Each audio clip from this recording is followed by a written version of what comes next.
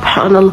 احنا سنين نحيي عاشوراء في البحرين وقلبنا من داخل ينبع بحب الحسين، ولكن أول مرة في حياتي أنزل العراق وأشوف الواقع وأصير قريبة من الإمام، أحس طيف، أحس حلم، أحس شيء كأن أحد أخذني دقايق أشوف وأرجع.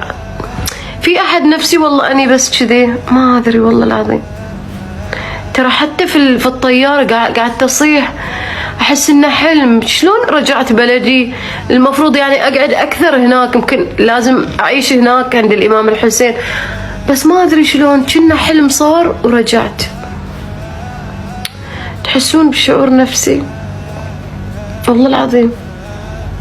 أروح مكة، يوم رحت مكة العام عمرة، طبعا أنا رحت الحج قبل الكورونا وأروح عمرة على طول. العام بعد يوم طلعت من مكة دموعي كده تخر والله العظيم. ولكن زيارتي للإمام الحسين أحسها حلم. سبحان الله، شلون الله رتبها، سبحانك يا رب، شلون الله رتبها ورحت ورجعت، شلون الله رتبها. قعدت أنزل أصور لقطات حلوة، فيديوهات مو صعبة كانت علي، ما أدري لحين أنا مو مستوعبة. ترون أنا في الطيارة كل حين أعيد الفيديوهات اللي أنا نزلتها، أقول أنا اللي سويت كذي، والله العظيم ما أمزح وياكم قسما بالله، أقول أنا اللي سويت كذي، أنا اللي مو مستوعبة. ترى أحس حلم اللي صار كله حلم. أشوف محبة الناس، أشوف الأرواح الجميلة اللي موجودة في كربلاء، أشوف الأطفال اللي في المشاية وش يسوون، يعني كان حلم مو أدري شلون. في ناس أدري أعذرهم إذا ضحكوا لأن مخهم ما يستوعب الواقع.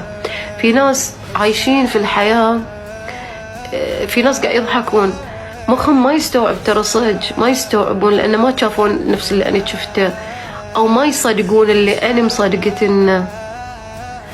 فأعذرهم لأن مخهم للحين ما تفتح، صغير يبغى لي سنين عشان ينضج ويتثقف بالكتب ويعرف أن العشق الإلهي للحسين من الله. ترى العشق إذا أنت حبيت الحسين ترى من الله، صدقوني والله العظيم من الله.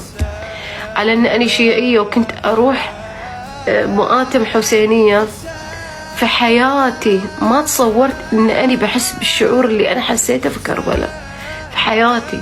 هاي يسمونه عشق إلهي، أن الله يعطيك محبة تحب الحسين شلون مو كل من يحصل عليها والله.